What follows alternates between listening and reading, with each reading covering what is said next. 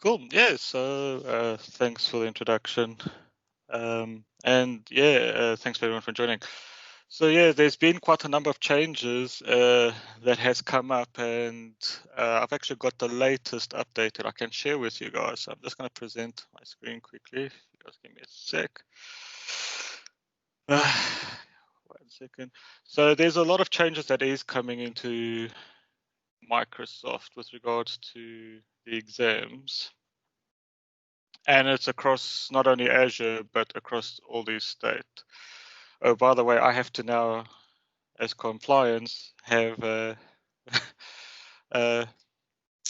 you call it, accessibility added to all of my decks now. So if you see anything spelling wrong, then blame the translation. But yeah, so there's been a lot of changes that I can share with you. There's a lot of more changes that's going to be coming along for the exams, and covering Azure, Modern Workplace, and that's how it goes. Business applications. So currently, there's 4 changes scheduled for August for Azure. That's happening. We've got 8 changes in August. By the end of August for Modern Workplace, and 12 changes coming for business applications. By the end of the year, you'll also notice there's a lot of exams that are expiring in December this year. But we can actually handle some of those questions there. So these are all the exams and some of the changes that is happening. So as everyone is aware, the Azure Expert is changing a little bit, and the reason being is there's been a lot of changes to Azure, so we've had to update the content. So you've got now the AZ 300, 303 and 304, which is going to be replacing the AZ 300 and 301 by the end of August. However, if you are a data architect, you can actually do the DP 303 now and the AZ 304, and you'll also get the same certification. So that's one of the major changes that's happening or is happening. There's also consolidation of some of the exams. So traditionally, you would write, for example, DP 200. You'll get the exam pass, but you don't get any recognition as a certification. So there is rumors that this is going to be consolidated in the short term. So you'll have 1 exam instead of 2 exams. However, the solution expert is going to be always 2, depending on the track you are following. Oh, and there's also been a lot of new exams. That wasn't supposed to happen. There's also been introduction of AI 900 and DP 900 for fundamentals. So these are more for the sales people who are looking at understanding and positioning those type of services, similar to the AZ 900. So those are some of the major changes in Azure. There is some specialty workloads that they are looking at developing as well. So hopefully that will be coming through. Modern Workplace, there's been a number of changes. As you can see, the Teamwork Administrator, MS 300 and 301, is retiring at the end of August. So if you write this within this month, you will still be valid for 2 years, the certification. So you don't have to go and rewrite the new exam that is coming out. There's also been some changes in terms of the new Teams expert that's coming out. I don't have too much detail on that. It's not my speciality, but there is some changes that's happening there. And there's been additions or changes to the developer. There's a lot of uptake in terms of Microsoft's views and potentials on putting a lot of emphasis on the developer and helping the partners and customers customize their Microsoft 365 experience. And then Dynamics, for those who, any of those are playing with Dynamics, there's a lot of exams that's retiring at the end of the year. So everything that you see that's got a little cap on top next to it is retiring. and is being replaced by the exams on the right-hand side. So there's a huge amount of changes in dynamics that is required due to the amount of updates that's been done there. And there's also, what they're doing with dynamics is they're also going into very specific fields, like with Azure, where you have role-based certifications that they're now focusing on. So not only on the technical side, but the pre-sales and sales side of certifications. So there's new exams that's coming through or has come through. So the D365 Business Central, which is quite relevant to South Africa. We are one of 3 regions that has D365 Business Central that's available in the emerging markets. So that's one of the new exams that's in beta, and these are all the expert ones that is coming through just for finance and ops. Power Platform, there's been a lot of investment, and there's also been a lot of changes on the exams there. So as you can see, the Power Apps and Dynamics Developer is retiring, and those are being replaced by the top exams above. Reason being is we've decided to split all of those exams, and we've split those functionalities within Dynamics and Power Platform to be separate roles rather than one role altogether. So you'll have the developer, the function consultant, and app maker all in one, and then you'll have a data analyst as well. So very, very specific there. And Power Platform Fundamentals is also now out of beta and fully fledged. And then that's pretty much what's the changes. Questions, concerns? I'd like to kick us off with a question. Sure. So we've had a bunch of people ask, and I think you've addressed this, but I want to confirm it. So if I've passed 301 as an example, and it's been retired, or 304 and it's been retired, and you've mentioned 2 years, does that mean my exam is still going to be valid for another 2 years? And where are we at the end of those 2 years? So what will happen is your exam, if you write the exam before the expiry, so let's say AZ300 or 301, your certification will be valid for a period of 2 years, in line with the life cycle of the certification. So you'll get your exam, but you have to get both to achieve the expert. If you just write the one, and you want to go and write, let's say, AZ300, and you're going to write AZ304, you will have to rewrite AZ303 to get the expert certification. So that's where there's some limitations or restrictions. So if you want to do it, it does expire, let me just try and remember, I think it's in, I don't know, because mine's coming up. It does expire in December. So you will have to try and get both exams to get the Azure Expert. You can't take one of the old ones and the new ones and put it together. It won't work. The exams are pretty much the same, almost the same. There's about 20% changes, but there is still in the AZ303, there's still 2 labs. So hopefully they've improved the experience on the labs, is what I've understood, and they've introduced IoT into the exam as well, which is one of the big changes for 303. And 304, again, also some IoT and data is being introduced into those exams. So you are expanding your knowledge with those certs. Does that answer your question, Nick? It does. And I've got a follow-up question on that, and I also want to open up the floor to questions. So I know we've got a bunch of people in the call, so if there is any, if there are any questions, then I'm going to ask that we raise our hands like we've just done that, and I'll acknowledge you and then ask you to unmute. So I wanted to ask you from a career progression point of view. There's some confusion in the marketplace in terms of, I know what the old MCSE meant, and Microsoft has changed things, in my opinion, for the better with the whole role-based approach. But there's still some confusion from a learning point of view in terms of what does this mean for my career and how should I, either as an engineer or an architect or a developer or anything else, how do I find that track and how do I align my efforts with that track?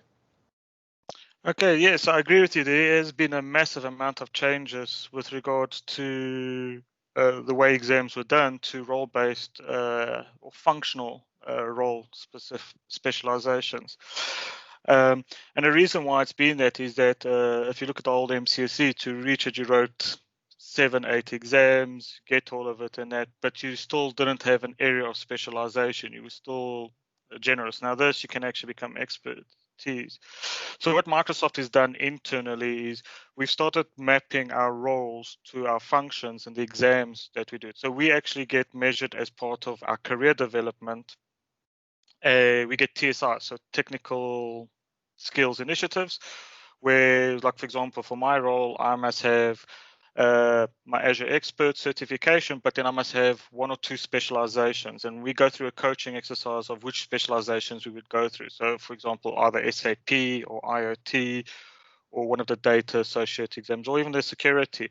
And we go and do that. And we actually go and for our year as a stretch, we actually go and focus on those type of roles. In terms of the mapping, we got a whole lot of mappings. I can actually get the mapping. I just need to find it quickly. And what's nice about the new mapping, if I can find it, is it actually has all the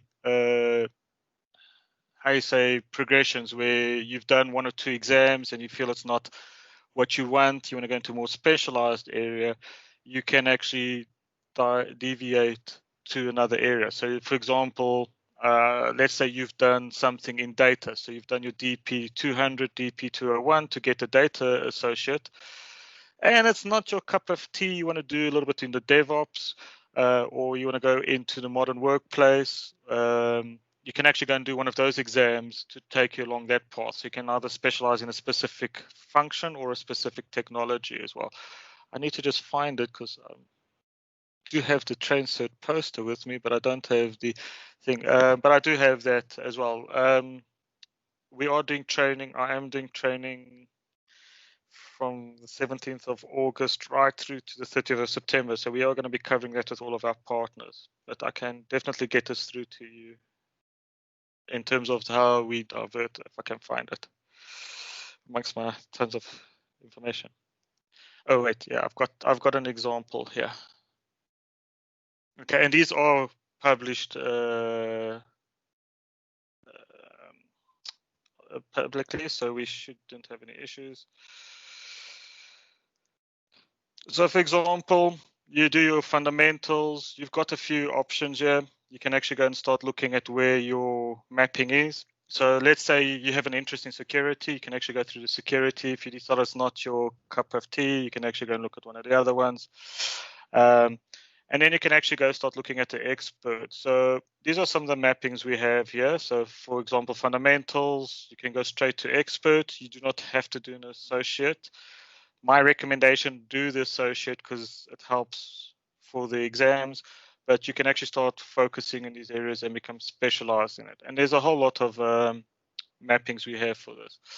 And if we look at the mappings, what we're trying to ascertain and understand is basically the fundamentals of a lot of these engagements, but also test your knowledge and your technical capability. So Microsoft is going to progressively be changing, where we'll be doing things like the Linux Foundation, where we actually do more lab work rather than questionnaires, so that we start eliminating that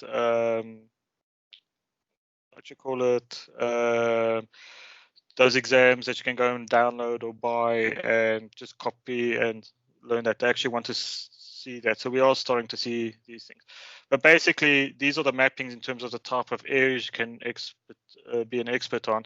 And if you meet some of the Microsoft experts or the GBBs in that, they don't have they don't specialize in all of these things. They actually specialize in 1 or 2 of these elements. Like for my example, my strength is SAP, it's cloud adoption framework, it is networking, and security. So those are my 4 areas that I look at. I focus from a study perspective. I just have to have some sort of foundation, or actually a little bit more than a foundation of some of these other areas, but I have a greater focus because that's my career development and that's what my interest. And that's how we start mapping our employees to these type of things. So I'm more than happy to share this with you. Stunning, thank you. So we can either stay on this topic or we can move off to another theme, but I'm opening this up to everyone else on the call for questions. To Alfredo. Karika, if you want to unmute. Thank you. Just a quick question. How long are all the certificates valid? Is it true that the fundamentals one, they don't expire? And then the other ones you have to recertify after a 2-year period? Or So all the exams, all the certifications, include the fundamentals, is only valid for 2 years. Due to the rate of change in the platforms, it's important that you're keeping up to date. So it's kind of pointless where you do AZ900 and then there's maybe 50 features that's added onto the platform, and AZ900 is targeted for the sales or pre-sales people, but if you look at it, if there's 50 new features, how are you going to be able to cost those out? How are you going to understand how to position those type of things? And a great example is Sentinel. People come and tell me, actually I had this conversation yesterday, so how do we have a t-shirt size Sentinel? It doesn't work like that anymore. You have to start knowing how to have those conversations. So all the exams are valid for 2 years. If you write exam before the day of expiry, it's still valid for 2 years because that's the life cycle of the exam. But after that, you're going to have to recertify in it. There's no bridging exams like there was in the past, so that's also been eliminated.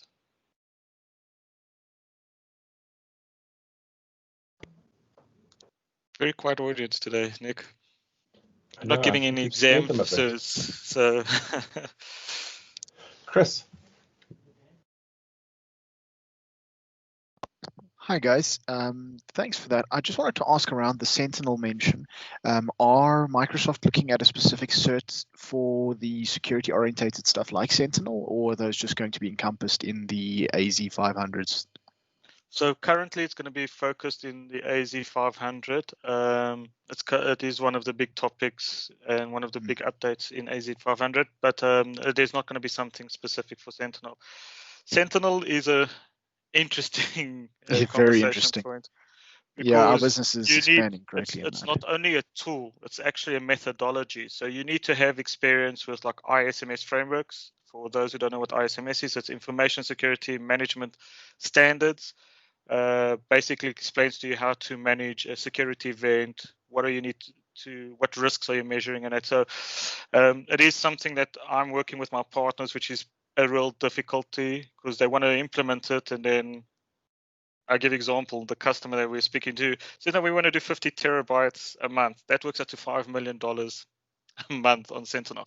So again, we're having to, so at the moment, there's nothing for the cert. However, there is training that is coming up. So if you are a partner, just drop me a note. I can actually send you the training where we are going to be covering Sentinel to be a Sentinel Ninja, where we actually show you the methodologies, the standards that we are going to be covering for that. So there is specialized training that Microsoft is extending to the community now to be specialized in those type of technologies. Cool, thank you. So I can just drop you a direct message for that link. Yeah. Thank you very much, sir.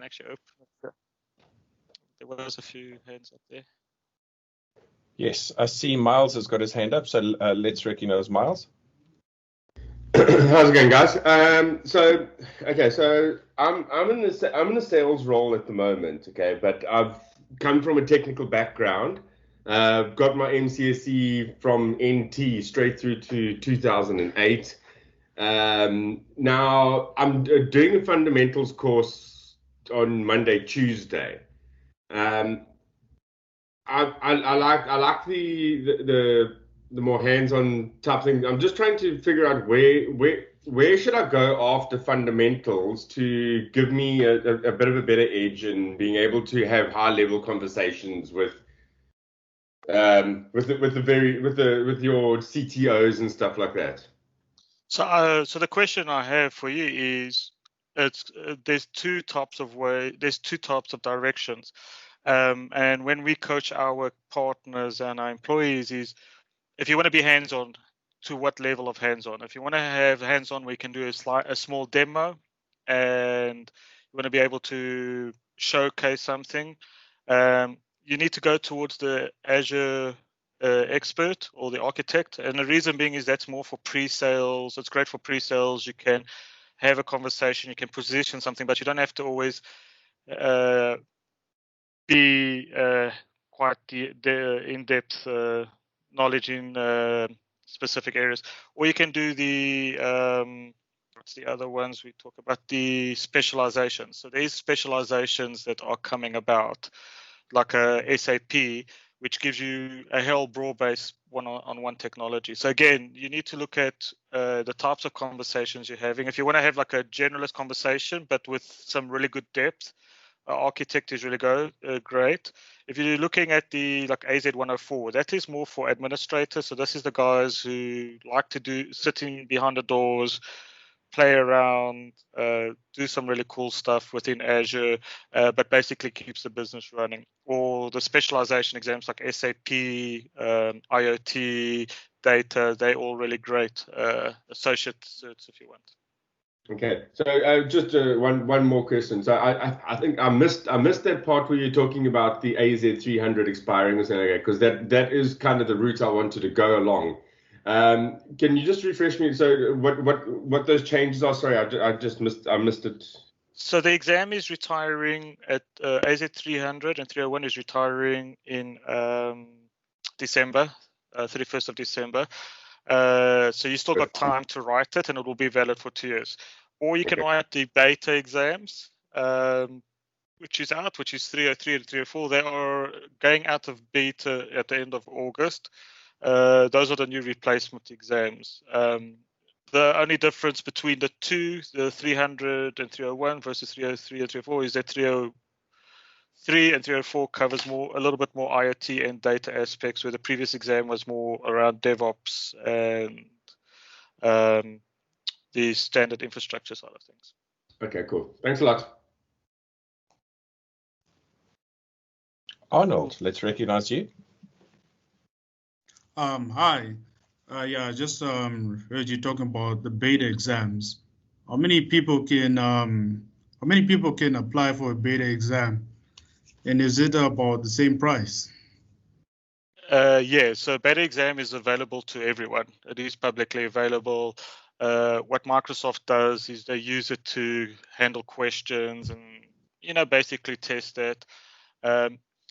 If you pass the exam, they will give you the results immediately. If you don't pass the exams, they'll let you know after they release it. So some of the guys who have been through that process will tell you it's quite challenging, and the exam is the same price as a normal exam. So my advice is wait until the exam gets officially launched, unless you are happy to handle those type of exams.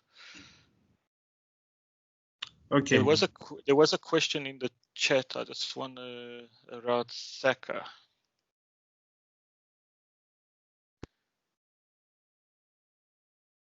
Okay, yeah. So let me just read out the question. So does anyone get any South African Qualification Authority credits that can be used towards a degree? So the answer is yes.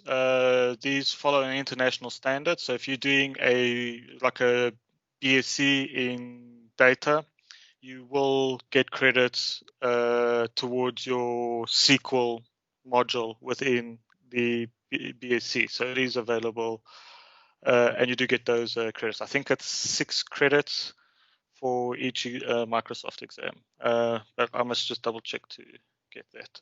That's quite to give you an idea. significant. So to give you an idea, I'm doing a BSc myself, and my Microsoft certs qualified. So I'm doing mine through the University of London. University of London recognizes Microsoft accreditation, so I got credits for full modules for my 3rd year and my second year. So it does help. Nice. Simon, can we recognize you? Hi, everyone. I just wanted to go back to the beta exams. If you pass the beta exam, you don't get your results straight away. You only get the results about a week or 2 weeks after it comes out of beta. It's very frustrating, but that's the case. That's strange, because when I wrote my beta exams, I got them the same day. The one that I did pass, and then the one I failed only came out. So that's very strange. Oh, there has been a few challenges. Don't get me wrong, everyone. There has been a few challenges. Anyone who's been writing exams from home will tell you there's been exams that have had to be rescheduled and that. So there's been a few logistics issues as well, Simon. So I think it depends on the beta exam that you have written. I know with the security one, I got mine immediately. Yeah. I did Azure security one, and I didn't get it for about 3 weeks later. But it's I've done quite a few, and I've never got it on the same day. It's always very frustrating. But anyway, thanks. Okay, cool. Matthew, do you want to go ahead? Yeah, thanks. How's it, Alfredo? Just talking about writing exams from home. I don't know if you covered that, but the proctored exams are, how can I say it, slow and painful. Do you know if they're going to be changing the way that you can do proctored exams just to be a little bit more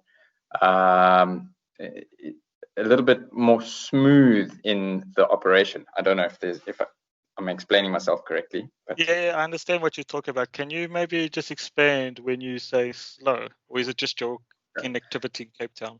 Well, possibly, but in my experience, so it seems like you're doing a remote desktop session to something that is running the exam, right? And somebody assists you with connecting and make sure that you're not cheating and have any apps open. And so it's quite I understand why they're doing it like that and everything. But what I noticed was it was like trying to steer a server through a remote Insight control board back in the 80s when it was very slow, where you move the mouse and you wait a couple of seconds for the mouse to get over the button or the radio button to select your option A, B, C, D, or E. And once it lands there, then you click. And it could possibly be my connection to the internet, but I mean, I haven't had issues with slowness like that on Teams calls, on remote desktop sessions, WVD. I'm not experiencing the slowness that I had through that proctored exam. So maybe if anyone else has had the same sort of experience, they can just. I know the experience you talk about. I had it in my one exam where the lab literally crashed on me and I couldn't do anything. And so you must understand, this is not managed or handled by Microsoft. So we have shared our feedback and input to Prometric, who is Prometric, I think. The certification authority that handles this, because in the end we have to be independent. We can only share feedback. I believe they are trying to improve it, but unfortunately this is not within Microsoft control. So I don't know if there's been any conversations with the authority that is handling the exams and the proctoring of the exams, because it is independent from our platform. So it's quite a bit of a challenge at the moment. And I can share with you, I had a lady that one of my colleagues, she's tried to write an exam 5 times and it's either been rescheduled because it's slow, and she's based in the US, so the connectivity is good. It's been slow, it's been poor performance, it's crashed, a whole number of things. And it is frustrating. It's not only for our partners and our customers and the communities out there that's being frustrated, it's the employees as well within Microsoft. Fortunately, we don't have control or visibility of any of those things. So it's a bit of a challenge, unfortunately. Yeah. Do you know if Prometric have opened up any of the testing centers again to allow people to come into them? Yeah, they've opened in the US, they've opened in Australia, New Zealand, in South Africa, no. As far as I know, not at the moment. They're still closed. Simon was saying that in the chat that he's had labs crash and freeze multiple times, and Adrian was suggesting, and this is something that I know you like to do, to take the exams just after midnight or early morning. I know that you, Alfredo, like to do things at like 3 o'clock in the morning, and that's quite early. Yeah, so I like to do it really early. So I normally do mine around about midnight or 12, and I'll do it on a Friday. Reason being is the US East Coast is offline, and the APAC region is pretty much offline. So it actually makes it pretty easy to connect and do that. So when I have tried it from the office and when I've tried it from the home, it is not a great experience at all when I'm doing it like at 4 o'clock in the afternoon or 5 o'clock. So choosing your time to write the exam is actually pretty important as well. So I normally say bugger it, it's a Friday evening, whatever, everyone's going out and partying, I go and write an exam quickly. And yeah, I've had some good experiences, but I've experienced the exact same thing as Simon, crashing, hanging, camera not working, you name it, I've had it. So it's pretty good, tough experience. Just something that is coming up, which yeah, nobody can go party, so we can go write the exams now. I just want to share with you guys some of the community work that my team is doing, and this is with our partners and that. So these are all the courses we are running from the 20th. That's from the 20th of July we've been running, and we're running till the September. Till the September. So I'm doing quite a few of these things, but there's like SAP, there's AI Builder, we're doing Prosky, we're doing security airlift. So there's a whole lot of things that is coming up through this. Oracle to Azure, specialization. I'm doing all of these networking ones that I've been doing for the last few weeks, where we're working with the Palo Altos and those partners as well. So there's a lot of stuff just scheduled until the end of September already. But I can share with that to you, Nick, if you want, because I need to actually send it to you. Yeah, that'll help me, but it's not going to help someone who's not a partner. Actually, anyone who's unmanaged partner, anyone can actually register for these now. It doesn't matter. It's open to full community. Oh, that's wonderful. Okay. How do we get the word out to the community on those? Good question. I've got all the links and invites. I need to just get them out. I'm going to have to figure that out. But at the moment, we can share the invites and all of that stuff. So I'm trying to see that. Sharon. Oh, Sharon, my good friend. How are you doing? I'm good, thanks. Yourself? You want to maybe ask the question to the community? Yeah, sure. So I'm just asking, how effective or important are the practice exams? So I think it depends on the person, how you study, how you prefer to study. Glenn is going to cover this extensively. I don't do the practice exams. I won't lie. I personally don't prefer the practice exams. I do all the hands-on labs that is available. So if you go to GitHub, there's a whole lot of stuff for the hands-on labs. And that allows me to actually get a better understanding of how to build, how to deploy those different services. And this is what's the type of training we do with our partners and customers. And it seems to be a lot more effective because you actually get a better understanding of how the product should be working to answer the question. So that's my preference. And it's quite a big preference for most of my colleagues that are looking at using these, passing these exams. Okay, perfect. Thank you. Let me follow up on that, Alfredo, and ask, if you don't know where to find those labs on GitHub, where do you start? Okay, so you just go and do GitHub MSW, which is Microsoft Workshop, upfooting queue. MCW. So actually, let me just show everyone on my screen, and then I'll just publish it in the link.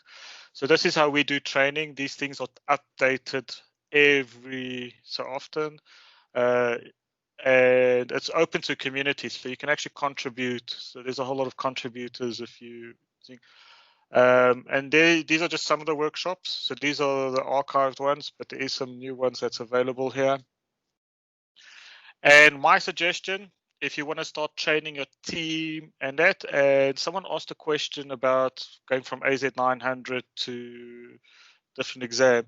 There's really nice things about what I like to do here. So let's go and talk about, I don't know, IoT in the smart city. Okay. What's really great about this is there's actually a whiteboard design session. So this is a great way to take your team and get them to actually conceptualize how to do a design. And there's a whole basically guidance for this. So I normally do these with a one-on-one with customers or partners. Most of the time it's with partners, where we give them a student guide. And I want them to, within a session, let's say 90 minutes, they've got 50 minutes to read, understand the situation, and then come up with a design. And it's literally just a paper. So it's a bit of a nice hack. So it gives everyone input. You don't have to have any technical skills, but how would you address it? And then present a solution. So in the ones I've done, it's been about 3-4 people at a table, and we've had a team of like 40 people. An event with 40 people, and then each one presents their solution, and we talk through why did you select this, what was your thinking about it. So this is one of the nice things about these workshops. And there's also guidance. So there's a presenter, if you can open it. It does open, by the way, where you can actually do it. And then if you want to do the hands-on labs, this is actually the. Please always read the before the hands-on labs, because if you don't do that, you tend to miss like 50 steps. But this actually gives you click here, type this, view. And this is like, for example, the architecture you will do in the hands-on labs. So there's really great stuff here that I use a lot of the time to just fool around and just to improve my knowledge a lot better, which is really, really good fun. But the most fun I normally have, so I've done the whiteboard sessions. I've actually done this in Nigeria and Kenya, and where I've got a room of maybe like 200, 300 people. We break them into teams, and they get so excited because everyone gets some opportunity to come up with really great ideas without having to have the in-depth knowledge for this. So if anyone who works with customers, anyone who's trying to improve their team or coach an organization, we actually have these really awesome whiteboard design sessions. And these give you business objectives as well as the technical know-how to deliver it. So it's good fun. Let me just put that in there. But yeah. Cool. Any other questions? Make sense?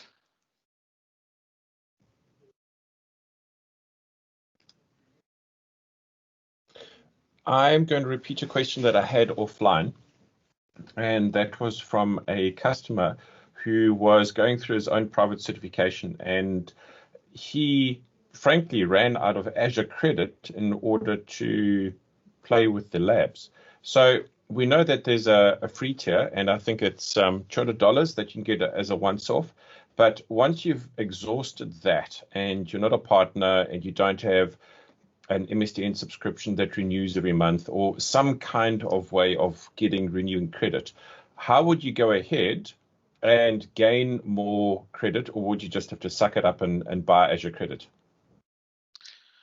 You're going to have to suck it up and buy Azure Credit, unfortunately. Unless you've got multiple free accounts or those type of things, it's really a bit of a challenge. However, one of the smart things is if you've got children under the age of 21, you can actually register them in South Africa. I can't remember what it's called, but we've got an event where students can actually learn to do coding and use Azure for an additional, I think, $250. So you can maybe be sneaky like that and try use those ones. But unfortunately, there's no clear cut. How do we do that? I wish it was. Kirika, do you want to go ahead? Yes, on Microsoft Learn, they do have a shell where you get you need to log in with very specific details, and then you get to play around in Azure. No, those are the sandboxes. So The sandbox. the only problem is it's only to do what specifically it's function for, which is a bit of a challenge. And if you look at a customer perspective, and I'm sure this is what Nick is, they want to just get an idea of what is the full capability of one of the services. That sandbox doesn't always give you that opportunity, unfortunately. Kirika, do you have a follow-up? I see your hand is still up. Sorry, no, I forgot to put it down. It's all right. Cool. And I've got people asking me about CAF.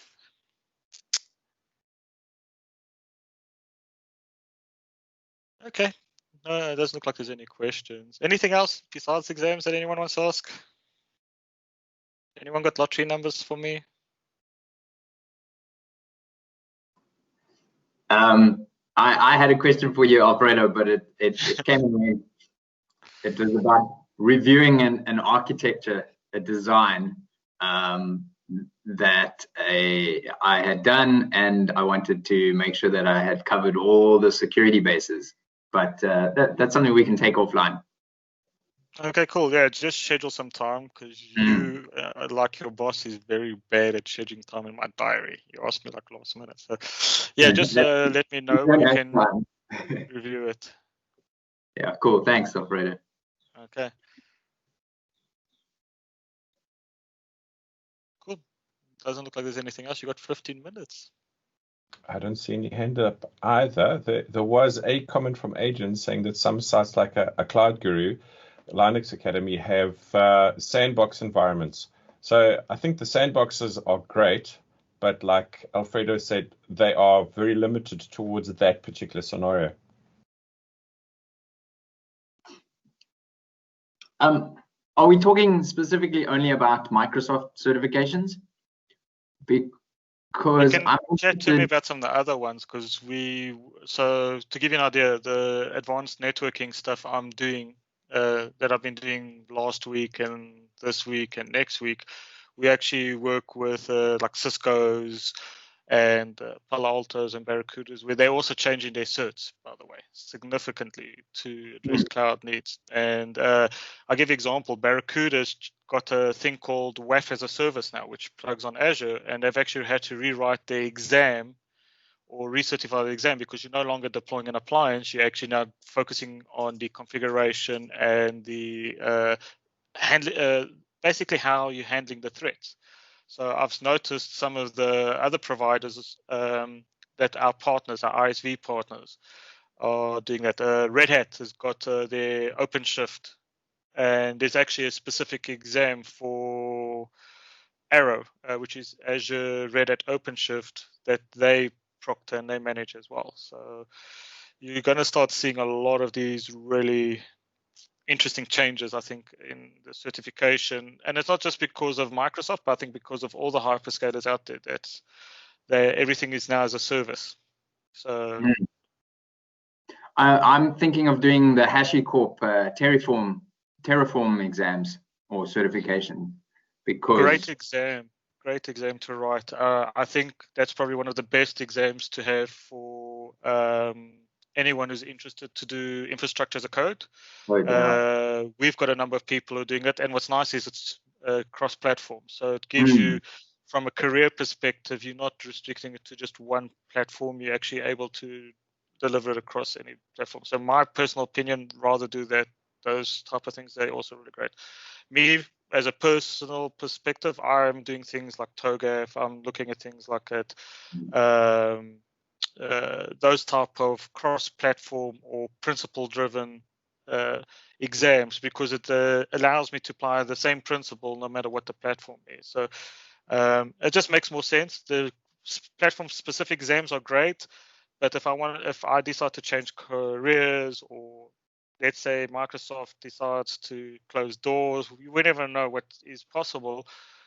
how do I apply the same principles in other exams? So that's my personal belief, is you need to be cognizant that you're not always going to be using the same technology, like Nick and his MacBook. We don't know how long it will be around and what changes there might be. So let's look at what are the principles behind that as well. So Terraform is a great one. I like the Terraform stuff. I've just shared the link to the Terraform Associate page in the Linux chat. Foundations. So I've done 2 Linux Foundations ones. The one is for Kubernetes and the other one is for Linux Foundations. Great exams, because it actually talks about the open source. It's not talking about SUSE or Red Hat or CentOS or Clover Linux or Alpine or any of things. It actually talks about how the open source works, and they're great exams to have, because it gives you a foundation that if you walk into a conversation with a customer or into a community, you can actually pay attention, and it's not related just to one specific platform or distribution. So my advice is, if you got the opportunity to do them, do it. Microsoft's got some great certs and things like that. And if you look at it, we got change management, by the way. We're doing Prosky, so we're doing change management, all of those things. Human. You want to maybe ask your question? Come off mute and ask the question. Hi, just do you know of a place where you can get some study material for the Linux fundamentals? Where I've gotten my stuff for Linux fundamentals is I've gotten one from the Linux Foundation, because they are an open source environment. They actually share they share all of their study materials and things like that. The only thing you do is you have to go and pay for the exam. Okay. But there's also a lot of MOOC sites outside there. So if you go to LinkedIn Learn, if you go to EDS, they got some really great open source material. Cool, thanks. What's your thoughts, Nick, on other certs besides just the Microsoft ones? What are the ones you think is also worthwhile having? Well, we spoke about career progression earlier, right? And so we, from a Microsoft focus, like to sometimes think that Microsoft is the be-all and end-all of what someone does, but it shouldn't be. And so the Microsoft portion of the solution should be that. It should be the portion. It shouldn't be everything. So if we look at where we used to be in I'm going to call them the Balmer days, it was Microsoft or nothing. And we would look at other things and other ecosystems at a distance or with disdain. And it would be difficult sometimes to find someone who could understand the entire ecosystem if they were purely Microsoft-based. And I think where we are now, particularly in terms of where we are with the current Azure focus, is that if you are not multidisciplined and broad, then you verge on the edge of being semi-irrelevant. Because if you can only talk Sentinel features as an example without being able to talk how a Sentinel can address a security framework, then how would you have that real-world conversation? If you can talk about Azure networking, and Azure networking as a SDN solution is actually quite astounding. But if you don't understand from a networking point of view why something simple like hot potato routing and cold potato routing are big deals from a network traffic shaping point of view, then again, you don't bring that relevance to the conversation. Adrian, let's recognize you for your question. Quick one. Yeah, so I'm an AWS guy, so obviously they've got a special certification for networking. Do you see maybe that Azure or Microsoft will have one specifically focused on Azure itself, so that if you do go through their courses, you pretty much become a networking architect or networking expert on Azure or the networking components of Azure itself? So I'm the champion for the MEA region for networking. So they are looking at doing a certification. Again, this is up for debate because networking is just one portion.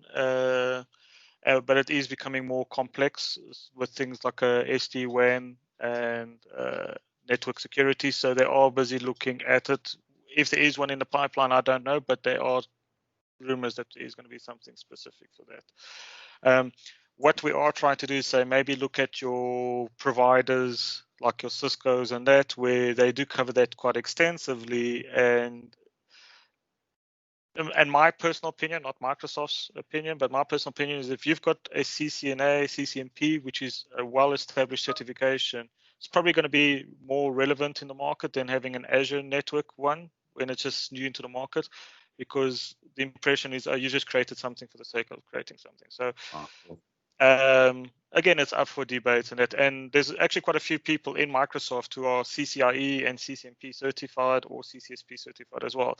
And they prefer going that route rather than. So it actually makes sense to go the CCNA route, get all the networking fundamentals, network knowledge from there and transfer it over to Azure essentially. Yeah, you need to look at it this way. So if Microsoft all of a sudden releases a network exam, the question is, why are you doing it? Are you trying to do it to compete with someone, or are you actually giving someone any relevance? And when I choose any exams I write and that, I want to make sure that it's actually got some recognition and career growth for me, but also within the industry. And if Microsoft's just doing it to compete with AWS, my question is, we're just doing it to compete with Microsoft. It's watered down, where I'd rather have something solid like a CCNA or the Palo Alto or the Juniper type of certifications, because they've been there long enough, and their exams are also evolving to SD-WAN, and those SD-WAN solutions run on top of Azure, run on AWS. So why not do those rather? So it's just my personal opinion. It's not a Microsoft opinion, but like I said, you have to be very. I agree with Nick. You don't need to do something just because it says Microsoft attached there. I would actually argue that having knowledge outside of Microsoft ecosystem is going to just add depth to that. So if you look at and Matthew's example of using Terraform earlier, if you understand the problems that Terraform fixes for you and take that into a DevOps workflow, then you can actually have a much richer workflow, arguably, depending on the kind of problems that you're trying to solve, than just using Azure DevOps.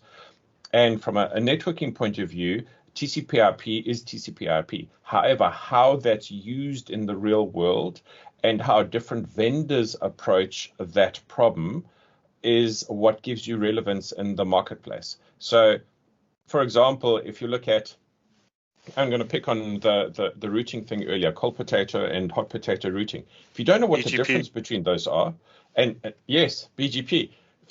If you don't know the problems that we can solve with BGP, what Microsoft does with BGP, how that translates to express route and advertising and internal advertising, external advertising, that you're not going to get from a Microsoft course.